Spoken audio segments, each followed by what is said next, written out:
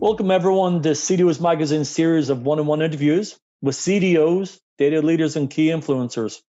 I'm your host, Robert Lutton, Vice President, Sandhill Consultants, and I'm coming to you today from Toronto, Canada, working with the CDO Magazine, MIT CDO IQ Symposium, and the International Society of Chief Data Officers. Today, I have the pleasure of introducing Srinivasan Sankar. Srini is the Enterprise Data Analytics Leader at Hanover Insurance. Welcome, Srini. Hello, Robert.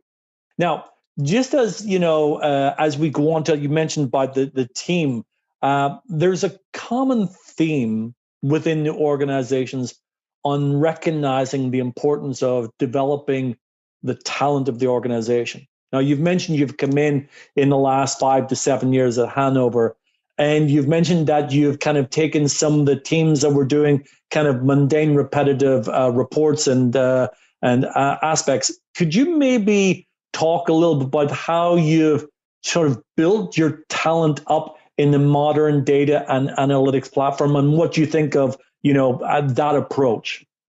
Absolutely. So the way I saw, like Hanover also, right, like a very traditional company, and we have a lot of legacy systems, right, like 50, 60-year-old mainframe, and we've been doing a lot of data movement, and we continue to do in a traditional fashion. So what I had to do is, right, like, so I had to get myself educated with what is that modern way of doing data architecture, information architecture, and what are the tools and technologies available. So like over the years, like I have to get myself educated and gain that knowledge. Like say, Robert, as you mentioned, like the MIT CDO, right? Like these type of conferences, events, like where you go and listen to other data leaders, other peers talk about like what they have done, and then meet with vendors, like understand their product stack, their framework, their architecture. So that is what has given me very early on, right? Like that edge to start suggesting like what will be the right modern and analytics platform, and also like identify within the team, right, like who's interested in jumping on taking charge of something. So I have always had architects within my team like who will jump in, oh, like let's do some R&D and let's start looking at whether any of these tools fit into the business problem and make it a solution for the business. It's great to see someone like yourself recognizing that you've got to keep developing the skills of your team, right? Because that'll only add immense value back into the organization.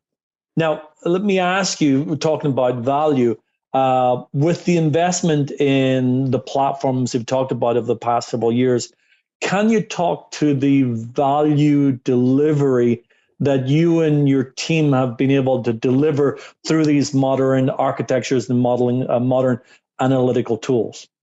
So when you look at insurance companies, right, like this is what I tell, like even in our industry, when we all talk about data monetization, like, hey, how are we like monitoring or measuring the value of data within the organization or any of the modern data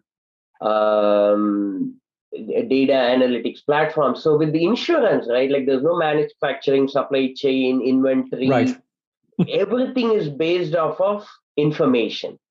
So information and data, right? Like, so how much of information and data that I can put in front of the actuaries and underwriters and adjusters, right? Like, so they will be able to make very smart risk decisions, which in turn translate into the value, right? Like, so in terms of how insurance companies make money is purely based off of that managing risk very well. And to do that, it's all the information. So in that aspect, right, like, so that's what I continue to advocate here is, right, like, hey, we are always adding value in any of the data and analytics program. But that will raise questions among peer leaders. Oh, that means is Srini getting like unlimited budget for all that investors' data. No, that's not true, right? Like, so Oh, if only it was, Srini, if only it was, right? we always have to go through, right? Like, we bootstrap on various things ourselves, and we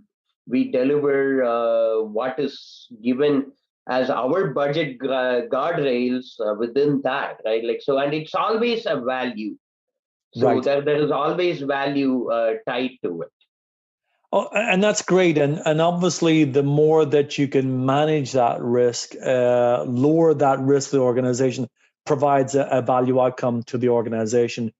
Let me ask you, we were talking just before we began the interview that as a data leader, you know that analytics and having a modern data analytics platform has and continues to make impacts to both the bottom line and top line of the business. Is there anything that you can share with our listeners as to how Hanover Insurance has been able to achieve some of these top line and bottom line increases to the business? Yeah. So it is like both top line and bottom line significant impact to the business. In fact, quite recently over the fall, when our senior management executives had investor presentation, like, it's public information as I'm looking through the numbers here, right? Like, so it's all out there for in the public domain. In the public domain, public yeah. investor day presentation. So the CEO, CFO, and the chief claims officer were all able to go in front of investors and talk about the value achieved the value achieved, the ROI in terms of data and analytics within the organization on various business processes, as well as what they see in future. So things like 1%, like 100 BPS improvement in claims expenses, Right. loss adjusted claims expenses for various claims using predictive analytics, fraud modeling, and triaging, right? Like, so that is a huge one. And then the number of analytics end users have increased fourfold in terms of employee experience improvement, augmented analytics for self-service that we talked about as part of the modern data and analytics platform, and easy to use tools that support the analytic workflow within each of these business processes, like whether it's claims, actuary, underwriting.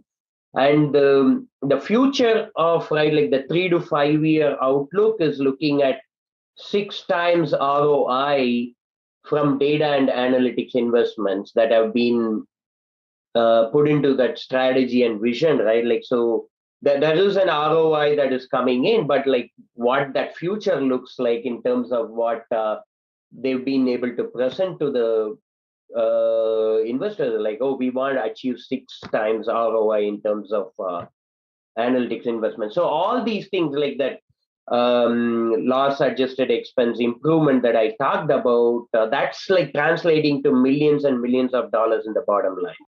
I love to hear that. I think we're all still learning, and we stand on the shoulders of our fellow colleagues that have propelled us so high. So to our listeners, please visit cdomagazine.tech for additional interviews. Thank you. Thank you.